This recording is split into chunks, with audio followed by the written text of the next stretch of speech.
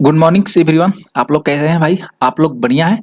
और फ्रेंड्स, आप लोगों के लिए डेली हम इस चैनल के माध्यम से लुसेंट साथियों और एनसीईआरटी के निचोड़ प्रश्न लेकर आ रहे हैं, जो हर एग्जाम के लिए मेरे साथियों इंपॉर्टेंस रह रहा है। ओके, और यहाँ से प्रश्न जो होते हैं एग्जाम में जरूर पूछे जाएंगे। आप लोग ये जो है लेक्चर को कम्प्लीटली देखिएगा, क्योंकि रोज आप लोगों के लिए एक नए सीरीज के नए प्रश्न लेकर आ रहे हैं, जो साथियों लुसेंट और एनसीईआरटी के बुक के आधार पर होते हैं। ओके, तो फ्रेंड्स, आज ही हम लोगों की क्लास इंपॉर्टेंस होने वाली डेली क्लास होती है। ये रिकॉर्डेड क्लास है और एक जो क्लास चलती है 7 PM में चलती है। तो क्लास नंबर आज जो है हम लोगों का 145 ये क्लास हो रही है। ओके, तो चलिए हम लोग अपने प्रश्नों की ओर चलते हैं, देखते हैं क्लास के सबसे मस्त और शानदार इंपॉर्टेंस प्रश्न। यहाँ पे जो फर्स्ट प्रश्न दिया गया है कि आर्टिकल 243 सी जो है किससे संबंधित है। बहुत मस्त सा प्रश्न है और ये शानदार सा प्रश्न है कि आर्टिकल 243 इज रिलेटेड टू। बहुत बढ़िया सा प्रश्न है। ठीक है, तो हम लोग सीधा सा आंसर की बात करेंगे। तो जो यहाँ पे डी ऑप्शन में दिया गया है पंचायतों की संरचना, ये स्ट्रक्चर ऑफ पंचायत जो दिया गया है, ये हम लोग यहाँ पे सही करेंगे, क्योंकि आर्टिकल 243 का सी जो संबंधित हो जाएगा ये पंचायतों की संरचना से रिलेटेड हो जाएगा। ओके, स्ट्रक्चर ऑफ पंचायत को हम लोग सही कर लेंगे, डी इज राइट आंसर। आगे बात करेंगे फ्रेंड्स, जो सेकंड जो यहाँ पे दिया गया प्रश्न में कि संयुक्त राष्ट्र सुरक्षा परिषद के अस्थायी सदस्यों के संबंध में निम्नलिखित में से कौन सा कथन जो दिया गया यहाँ पे सही दिया गया। बहुत बढ़िया सा प्रश्न है कि विच of the following statements about non permanent members of the United national security council is correct. बहुत बढ़िया सा शानदार सा ये प्रश्न जो है यहाँ पे दिया गया। यहाँ पे कहा गया है कि अब इनकी कुल संख्या जो है 10 है। अब इनकी जो कुल संख्या है 10 है, बिल्कुल सही बात यहाँ पे कह रहा है। और इसमें जो है मूलतः यह संख्या कितनी थी? 6 थी पहले। इसके बाद बोला गया है कि केवल 2 वर्ष की अवधि के लिए वे निर्वाचित होते, ये भी बिल्कुल सही बातें यहाँ पे कह रहा है। ओके फ्रेंड्स, तो मेरे भाई यहाँ पे जो है हम लोगों को सही विकल्प की ओर चयन करना है, तो सी ऑप्शन यहाँ पे बिल्कुल सही जाएगा।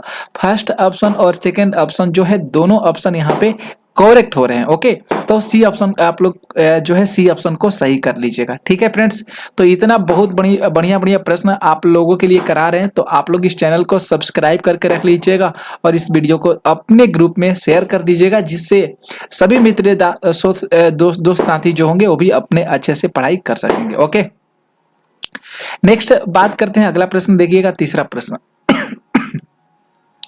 यहाँ पे जो फ्रेंड्स तीसरा प्रश्न दिया गया है कि निम्नलिखित में से कौन भारत के उपराष्ट्रपति के निर्वाचन में भाग लेते हैं, यानी who participate in the election of the vice president of India. बहुत बढ़िया सा प्रश्न है कि भारत के उपराष्ट्रपति के निर्वाचन में भाग कौन लेते हैं। तो फ्रेंड्स यहाँ पे बात करेंगे राज्य के सदस्य, बिल्कुल मेंबर ऑफ राज्यसभा के जो मेंबर सदस्य होते हैं ये भाग ले सकते हैं उपराष्ट्रपति जी के चुनाव में। ठीक है, निर्वाचन में, ये बिल्कुल सही बात यहाँ पे कह रहा है। ओके फ्रेंड्स, इसके बाद बात करेंगे जो लोकसभा के जो मेंबर्स होते हैं, लोकसभा के जो मेंबर्स होते हैं, सदस्य होते हैं, ये भी क्या भाग ले सकते हैं। बिल्कुल सही बात यहाँ पे कह रहा है फ्रेंड्स। ठीक ना, तो मेरे भाई हम लोग यहाँ पे विधानसभा के सदस्य, ये विधानसभा के सदस्य ये कहाँ से आ जाएगा? ये तो स्टेट लेवल पर हो जाएगा ना।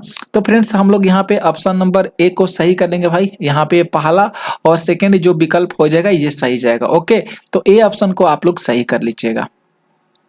आगे नेक्स्ट प्रश्न की बात करेंगे कि संविधान सभा द्वारा राष्ट्रीय ध्वज को कब स्वीकार किया गया था, यानी when was the national flag adopted by the constitution assembly, यानी संविधान सभा के द्वारा राष्ट्रीय ध्वज को कब स्वीकार किया गया था, कब उसको एक्सेप्ट किया गया था।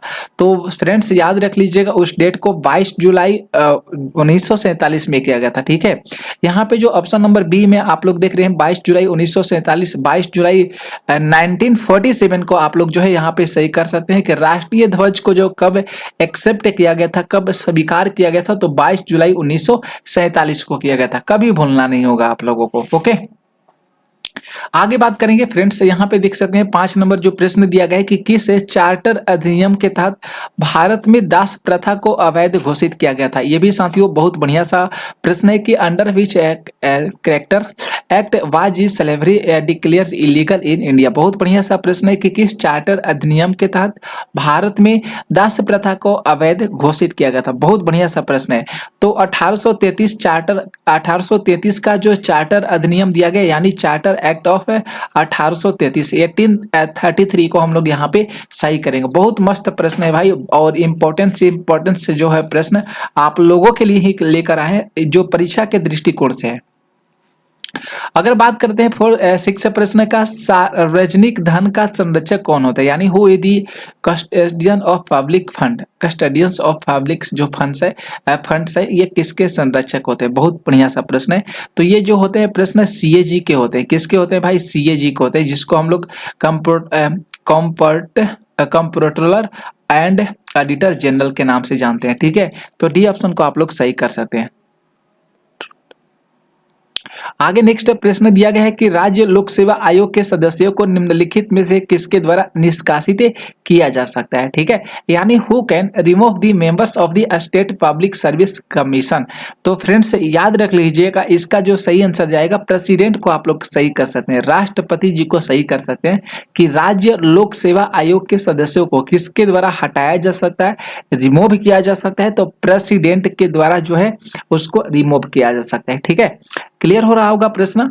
आगे नेक्स्ट अगर बात करेंगे प्रश्न 8 का, 8 जो यहाँ पे प्रश्न दिया गया है कि निम्नलिखित में से कौन जो है राज्य सूची का विषय नहीं है, यानी which of the following is not subject of the state list. Okay, तो यहाँ पे अगर फ्रेंड्स देखेंगे ऑप्शन पर, तो ये कृषि तो है ही, एग्रीकल्चर है, फॉरेस्ट भी है, लेकिन फ्रेंड्स यहाँ पे जो न्यूज़पेपर की बात किया गया, समाचार पत्र की बात किया गया, ये जो फ्रेंड्स जो है राज्य सूची का विषय नहीं है, राज्य सूची के अंतर्गत नहीं आता। ओके, तो हम लोग यहाँ पे सी ऑप्शन की करेंगे तो बात यहाँ पे सही चला जाएगा। आगे देखिएगा 9 प्रश्न है कि आधुनिक कंप्यूटर की खोज सर्वप्रथम किस वर्ष हुआ था। ये भी प्रश्न जो है भाई बहुत बढ़िया है कि आधुनिक कंप्यूटर की खोज जो है सर्वप्रथम किस वर्ष हुआ था, यानी in which year was the modern computer invented. तो फ्रेंड्स इस डेट को आप लोग याद रख लीजिएगा, 1946 में किया गया था, 1946 में इसका खोज हुआ था आधुनिक कंप्यूटर का। ओके, मॉडर्न कंप्यूटर जिसको बोलते हैं। नेक्स्ट बात करते हैं, अगला प्रश्न देखिएगा। नेक्स्ट जो प्रश्न है यहाँ पे 10 प्रश्न है कि चरित्रहीन पुस्तक के लेखक निम्नलिखित में से कौन है। बहुत बढ़िया सा प्रश्न है कि who is the author of the book Charitraheen की बात किया गया है। तो फ्रेंड्स मेरे भाई याद रख लीजिएगा, उनका जो नाम है शरत चंद्र उपाध्याय, चट्टोपाध्याय को आप लोग सही कर सकते हैं। यहाँ पे सी ऑप्शन बिल्कुल सही जाएगा। नेक्स्ट अगर बात करेंगे 11 प्रश्न का कि निम्नलिखित में से कौन जो है जन नायक के उपनाम से प्रसिद्ध है, यानी who among the following is known as Jan Nayak. बहुत सुंदर सा प्रश्न है। जन नायक किसको बोला जाता है, तो कर्पूरी ठाकुर जी को बोला जाता है। यहाँ पे जो सी ऑप्शन दिया गया है ना, इसे हम लोग सही करेंगे, कर्पूरी ठाकुर को बिल्कुल आप लोग सही करिएगा। नेक्स्ट अगला प्रश्न देखेंगे। अगला यहाँ पे प्रश्न है 12 नंबर की बिरजू महाराज का संबंध किस शास्त्रीय नृत्य से, यानी which a classical dance from the Birju Maharaj associated with. Birju Maharaj का संबंध किस शास्त्रीय ग्रंथ जो है नृत्य से रिलेटेड हो जाएगा। तो फ्रेंड्स याद रख लीजिएगा, कथक से रिलेटेड है। बिरजू महाराज किससे रिलेटेड है, तो भाई कथक से रिलेटेड है। ओके, बी सही जाएगा। आगे नेक्स्ट बात करेंगे कि अंतरराष्ट्रीय परमाणु ऊर्जा अभिकरण जिसको IAEA का मुख्यालय कहाँ पे स्थित है, where is the headquarter of international atomic energy agency. इसका मुख्यालय भैया कहाँ पे पूछा गया, लोकेटेड है ना। तो फ्रेंड्स मेरे भाई याद रख लीजिएगा, इसका मुख्यालय जो है बियाना शहर में। कहाँ पे है भाई, इसका मुख्यालय जो है अंतरराष्ट्रीय परमाणु ऊर्जा अभिकरण का जो मुख्यालय है ये मेरे साथियों बियाना शहर में है। ओके, तो सी सही जाएगा। आगे नेक्स्ट अगर बात करेंगे प्रश्न नंबर 14 का कि हिंदुस्तान एयरोनॉटिक्स लिमिटेड की स्थापना किस वर्ष हुआ था। बहुत बढ़िया सा प्रश्न है कि in which yes was the Hindustan aeronautics limited established, यानी बहुत बढ़िया सा प्रश्न यहाँ पे पूछा गया है। तो 1940 में किया गया था। 1940 को आप लोग याद रख लीजिएगा अपने दिमाग में। हिंदुस्तान एयरोनॉटिक्स लिमिटेड की स्थापना 1914 में किया गया था। नेक्स्ट अगर बात करेंगे प्रश्न 15 का कि निम्नलिखित में से किस शासक को शीलादित्य कहा गया है। बहुत बढ़िया सा प्रश्न है। शीलादित्य की बात किया गया, किसका बात किया गया भाई, तो शीलादित्य जो है किस शासक को कहा गया है, यानी फ्रेंड्स ध्यान में रखना होगा इस प्रश्न का आंसर हर्षवर्धन। ओके, हर्षवर्धन का ध्यान आप लोग रख लीजिएगा, इन्हीं को शीलादित्य बोला गया है। नेक्स्ट अगर बात करेंगे प्रश्न 16 का कि किस वंश के शासन काल में 3 संगमों का आयोजन किया गया था, यानी during the rule of which dynasty were the 3 Sangam held. Okay, बहुत बढ़िया सा प्रश्न यहाँ पे पूछा गया है। तो पांड्या का यहाँ पे जो किसके वंश के शासन काल में किया गया था, तो पांड्या के शासन काल में 3 संगमों का आयोजन किया गया था। नेक्स्ट देखिएगा प्रश्न 17 प्रश्न है कि किस वंश के शासकों ने सर्वाधिक समय तक दिल्ली सल्तनत पर शासन किया था। बहुत बढ़िया सा प्रश्न है। Which dynasty ruled the Delhi sultan for the longest period. बहुत बढ़िया सा प्रश्न यहाँ पे पूछा गया। ओके, तो फ्रेंड्स यहाँ पे अगर हम लोग तुगलक वंश की बात करेंगे भाई, बिल्कुल सही जाएगा, डी ऑप्शन को आप लोग सही कर सकते हैं। किस वंश के शासक ने सर्वाधिक समय तक दिल्ली सल्तनत पर शासन किया था, वह था तुगलक वंश। क्लियर। नेक्स्ट बात करेंगे 18 प्रश्न का कि खतौली का युद्ध कब हुआ था। देखिए कितना सा प्रश्न यहाँ पे बढ़िया पूछा गया है। When did the battle of the Khatauli take place, यानी खतौली का युद्ध कब हुआ था फ्रेंड्स। तो याद रख लीजिएगा 1518 ईस्वी में हुआ था। कब हुआ था मेरे भाई, 1518 में हुआ था खतौली का युद्ध। 1518 यानी 1518 में हुआ था। ओके, नेक्स्ट बात करेंगे 19 प्रश्न है कि किस शासक के शासन काल में उपनिषदों का फारसी भाषा में अनुवाद किया गया था। उपनिषद जो थे इसका फारसी भाषा में अनुवाद जो है किसके शासन काल के दौरान किया गया था, यानी during which the regions were the Upanishad translated into, यहाँ पे प्रश्न दिया गया। बहुत बढ़िया सा प्रश्न यहाँ पे दिया गया फ्रेंड्स। याद रख लीजिएगा शाहजहां, उस शासक का क्या नाम था मेरे भाई, शाहजहां के शासन काल में उपनिषद को फारसी भाषा में अनुवाद किया गया था। अगला यहाँ पे प्रश्न 20 है कि डेक्कन एजुकेशन सोसाइटी की स्थापना निम्न में से किसके द्वारा किया गया था। डेक्कन एजुकेशन सोसाइटी की स्थापना किसके द्वारा किया गया था, तो भाई याद रख लीजिएगा बाल गंगाधर तिलक के द्वारा किया गया था। किसके द्वारा भाई, बाल गंगाधर तिलक के द्वारा। बी ऑप्शन को आप लोग राइट कर लीजिएगा। नेक्स्ट अगला प्रश्न 21 प्रश्न है कि निम्नलिखित नेताओं में से कौन जो है स्वदेशी आंदोलन के समर्थक थे, यानी who among the flowing supported the स्वदेशी मूवमेंट। ओके, तो फ्रेंड्स याद रख लीजिएगा उनका नाम है अरविंद घोष। किस क्या नाम है भाई, अरविंद घोष को आप लोग सही कर सकते हैं। नेक्स्ट बात करेंगे 22 प्रश्न है यहाँ पे कि अनुशीलन समिति का गठन किसके द्वारा किया गया था। हु फाउंड द अनुशीलन समिति। तो मेरे भाई याद रख लीजिएगा अनुशीलन समिति का जो गठन किया गया था पी मित्रा के द्वारा किया गया था। किसके द्वारा, पी मित्रा के द्वारा जो है अनुशीलन समिति का गठन किया गया था। नेक्स्ट बात करते हैं 23 प्रश्न है कि फ्रेंच क्रांति के दौरान दूसरी संपत्ति का हिस्सा कौन था। बहुत बढ़िया सा प्रश्न है कि during the French revolution who constituted the second state. Okay, बहुत बढ़िया सा प्रश्न यहाँ पे पूछा गया है। तो अगर बात करेंगे उच्च वर्ग, यहाँ पे जो नोबिलिटी की बात किया गया ना, बिल्कुल सही जाएगा, नोबिलिटी को आप लोग सही कर सकते हैं। नेक्स्ट देखिएगा यहाँ पे 24 प्रश्न है कि निम्नलिखित घटनाओं को कालक्रम के अनुसार जो है इसको व्यवस्थित करना है कि सबसे पहले जो घटना हुआ था पहले कौन सा घटा था। ओके, तो भाई अगर बात करेंगे तो पहले तृतीय मराठा युद्ध की बात करेंगे, ये पहले हुआ था, तब इसके बाद प्रथम बर्मा युद्ध हुआ था, इसके बाद प्रथम अफगान युद्ध हुआ था, तब जाकर हुआ था लास्ट में प्रथम सिख युद्ध। यानी यहाँ पे चौथा से स्टार्टिंग हो रहा है। यहाँ पे जो फ्रेंड्स बात करेंगे ये चौथा से स्टार्टिंग हो रहा है। ठीक है, तो हम लोग यहाँ पे फर्स्ट ऑप्शन को सही कर लेंगे। 25 प्रश्न है कि एक ही कब्र से 3 मानव कंकाल किस स्थान से प्राप्त हुए थे, तो वह दमदमा से हुए थे। कहां से प्राप्त हुए थे, दमदमा से जो है 3 मानव कंकाल प्राप्त हुए थे एक ही कब्र से। 26 प्रश्न है कि निम्नलिखित में से कौन उत्पादन के 4 प्रमुख कारक हैं। Which of the following are the 4 major factor of production. निम्नलिखित में से कौन उत्पादन के 4 प्रमुख कारक हैं। तो याद रख लीजिएगा, कभी भूलना नहीं है। यहाँ पे आप लोगों को पहले भूमि होगा, इसके बाद श्रम होगा, पूंजी होगा, संगठन होगा, लैंड, इसके बाद बात करेंगे लेबर, कैपिटल, ऑर्गेनाइजेशन। नेक्स्ट देखिएगा प्रश्न यहाँ पे 27 है कि घटिया वस्तुआ जिसको इंफीरियर गुड्स बोलते हैं, इनकी मांग बढ़ती है। क्यों भाई, इनकी मांग बढ़ती है जब क्या होती है, तो जब यहाँ पे बात करेंगे इनकी जो आय बढ़ जाती है ना, बढ़ती है, जब इनकी आय बढ़ती है फ्रेंड्स तब जाकर घटिया वस्तुओं की मांग बढ़ती है। ओके, तो यहाँ पे इनकम को क्या कर रहा है भाई, इंक्रीज कर रहा है। तो बी ऑप्शन बिल्कुल सही जाएगा।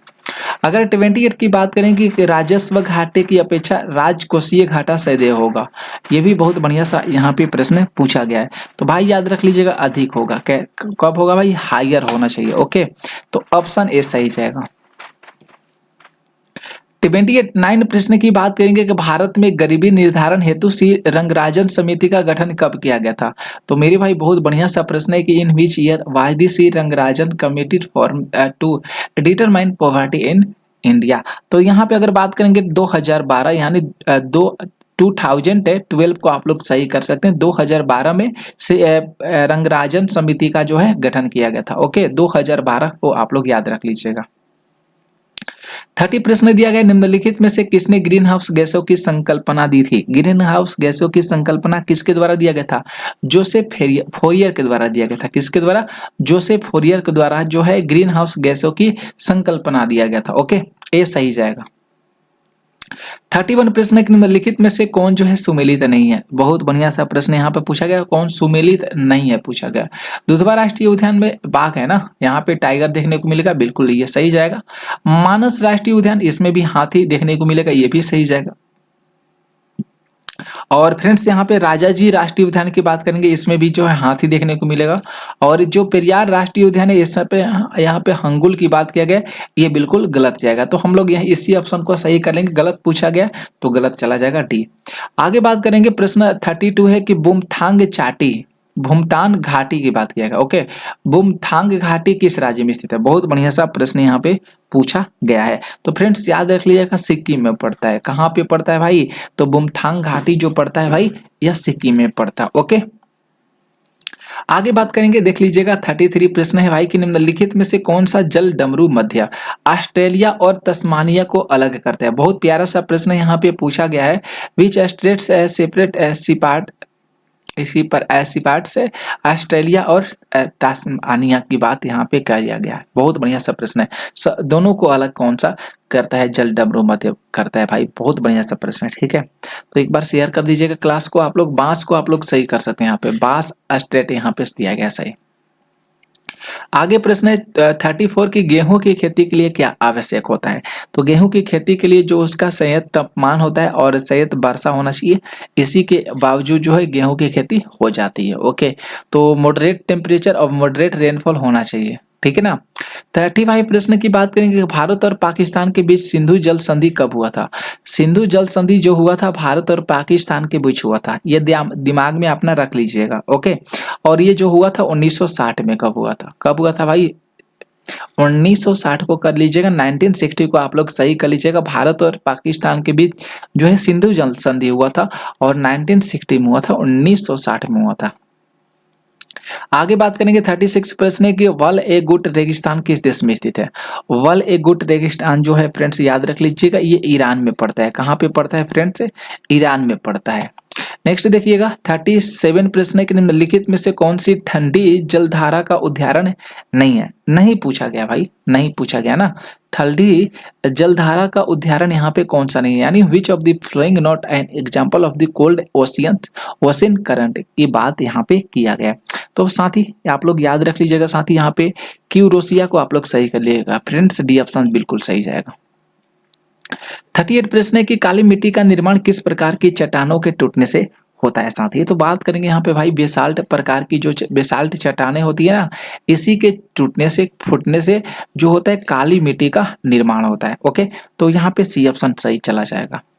39 प्रश्न है कि निम्नलिखित में से कौन सी प्रक्रिया पाचन प्रक्रिया है। कौन सी प्रक्रिया जो है पाचन प्रक्रिया है।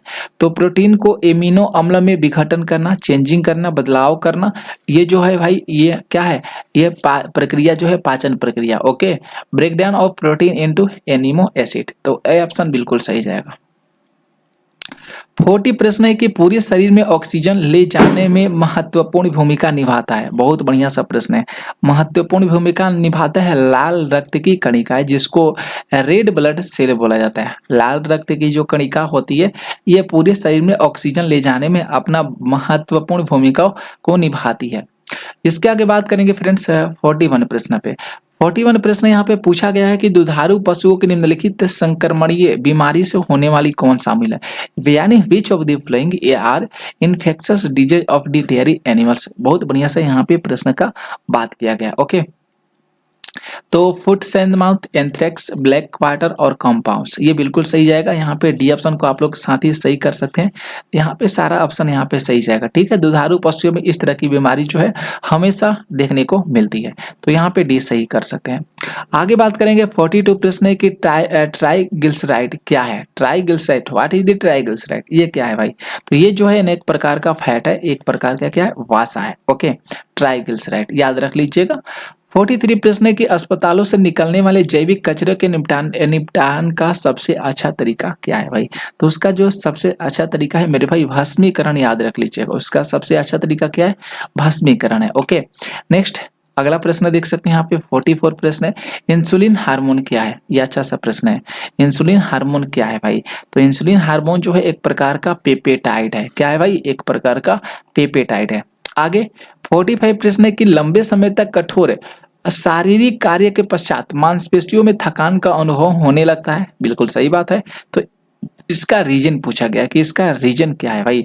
तो इसका मेन रीजन है यही कि लैक्टिक अम्ल का संचयन होने लगता है, जो हमारे शरीर में होता है लैक्टिक अम्ल का संचयन होने लगता है, जिसके वजह से हमारे मांसपेशियों में थकान का फीलिंग होने लगता है, अनुभव होने लगता है। ओके, 46 प्रश्न है कि जीवित प्राणियों में क्रमिक विकास की दृष्टि से निम्नलिखित में से कौन सा सही अनुक्रम होना चाहिए? Which of the following the represents the correct sequence of लिवलेटरी प्रोग्रेशंस। बहुत बढ़िया सा प्रश्न यहाँ पे किया गया। अगर सार्क की बात करेंगे, सार्क, कच्छप और उदबिलाव, यहाँ पे बिल्कुल ये ऑप्शन सही जाएगा। बी ऑप्शन आप लोग ध्यान में रख लीजिएगा। पहले सार्क जाएगा, कच्छप जाएगा और उदबिलाव जाएगा। जिसको कच्छप का मतलब समझते हैं ना, कछुआ, संस्कृत भाषा में यहाँ पे दिया गया। सार्क मछली, कछुआ टर्टल, उदबिलाव ऑटर जिसको बुलाया जाता है। 47 प्रश्न के निम्न में से कौन धनात्मक आवेश को रहित करता है? रहित होते हैं, धनात्मक आवेश रहित होते हैं। तो गामा किरण को आप लोग कर लीजिएगा सही। सी ऑप्शन बिल्कुल सही, अल्फा बीटा गामा। आगे 48 प्रश्न है कि लिटमस विलयन जब न तो अम्लीय होता है नहीं क्षारीय, तो वह किस रंग का भैया होता है? न तो अम्लीय होगा न तो क्षारीय होगा, तो वह भाई किस रंग का होगा? तो मेरे भाई याद रख लीजिएगा, वह बैगनी रंग का होगा, पर्पल रंग का होगा। ठीक है, लिटमस विलयन न तो अम्लीय होगा न तो क्षारीय होगा, तो वह किस रंग का होगा? पर्पल रंग का होगा। आगे 49 प्रश्न है, निम्न में से कौन अदिश राशि का उदाहरण है? अदिश राशि यहाँ पे बात किया गया यानी स्केलर क्वांटिटी की बात किया है, तो ऊर्जा, एनर्जी जो है एक प्रकार की अदिश राशि है, बाकी सदिश राशि दिया गया है। नेक्स्ट लास्टली प्रश्न है फ्रेंड्स 50 कि किसी वस्तु का जड़त्व मापने के लिए कौन सी इकाई का प्रयोग किया जाता है? तो उसका किया जाता है द्रव्यमान यानी मास का प्रयोग किया जाता है। किसी भी वस्तु का जड़त्व मापने के लिए मास का प्रयोग किया जाता है। तो फ्रेंड्स कैसा लगा आप लोगों को क्लास जरूर बताइएगा और इस वीडियो के जो है ज्यादातर आप लोग ग्रुप में शेयर करिएगा। थैंक यू आप लोगों को।